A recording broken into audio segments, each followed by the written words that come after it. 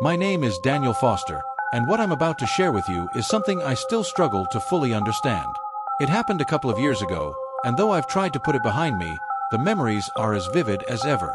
This isn't some work of fiction, it's an account of the strange and terrifying experience I lived through. I can't explain it, but I can only tell you what I saw and felt. It was the fall of 2021 when I moved into an old Victorian house in a small town in New England. The house was beautiful, with its intricate woodwork and tall windows, and it had a certain charm that drew me in. The previous owners had left in a hurry, but the real estate agent didn't say much about why. The price was a steal, and I needed a fresh start after a tough breakup, so I didn't ask too many questions. It seemed like the perfect place to rebuild my life. For the first few weeks, everything was normal. I spent my days unpacking, fixing minor issues, and enjoying the peace and quiet of the quaint town. But then, things started to change. It began with small, almost imperceptible oddities. Items would be moved slightly from where I'd left them, doors that I knew I had closed would be found ajar, and I'd occasionally hear faint murmurs that I brushed off as the house settling. One night, I was in the living room reading, when I heard a soft rustling sound coming from upstairs. It was subtle, like the sound of fabric being dragged across the floor. I put down my book and listened closely, but it stopped as soon as I focused on it. Thinking it was just my imagination, I went back to reading. But then I heard it again, this time accompanied by what sounded like whispering. It was too faint to make out any words, but it was enough to send a chill down my spine. I decided to investigate, thinking maybe a window had been left open and the wind was causing the noise. As I climbed the stairs, the whispering grew louder, more distinct. It sounded like multiple voices speaking at once, though I couldn't make out any clear words. When I reached the top of the stairs, the voices stopped abruptly, leaving an eerie silence. I checked every room, but found nothing unusual. Shaken, I returned downstairs, trying to convince myself it was just the wind. The next few days were quiet, but the unease lingered. Then, one night, I woke up to the sound of footsteps in the hallway outside my bedroom. They were slow, deliberate, and very distinct. I lay in bed, holding my breath, as the footsteps came closer and then stopped right outside my door.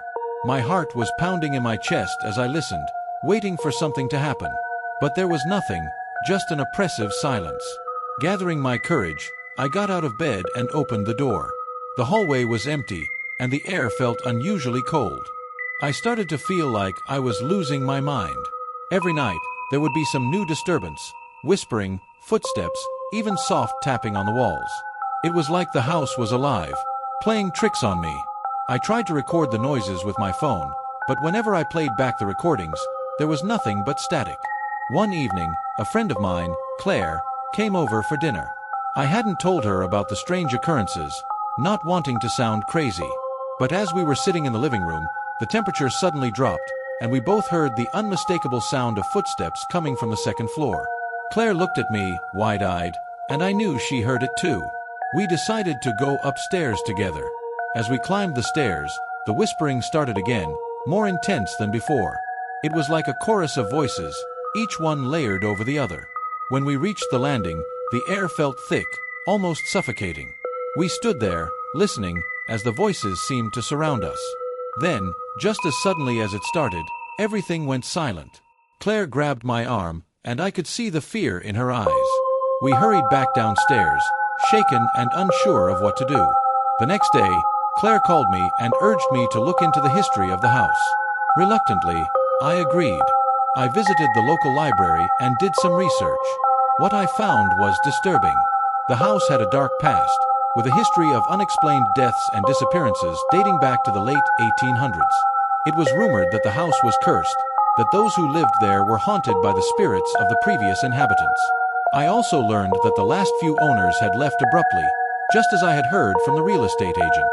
Armed with this knowledge, I decided to contact a local paranormal investigator, hoping for some answers. When he arrived, he immediately noted the heavy, oppressive atmosphere in the house. He set up his equipment and started asking questions, trying to communicate with whatever was causing the disturbances. As he worked, the air grew colder, and the whispering started again, more frantic than ever.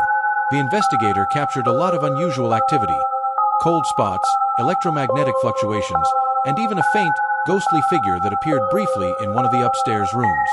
He concluded that the house was indeed haunted, likely by multiple spirits. He suggested a cleansing ritual to try and ease the spirits' unrest. That night, he performed the ritual, and as he did, the whispering turned into mournful wails. It was as if the entire house was crying out in pain. The walls seemed to vibrate, and the temperature plummeted. Then, everything went silent.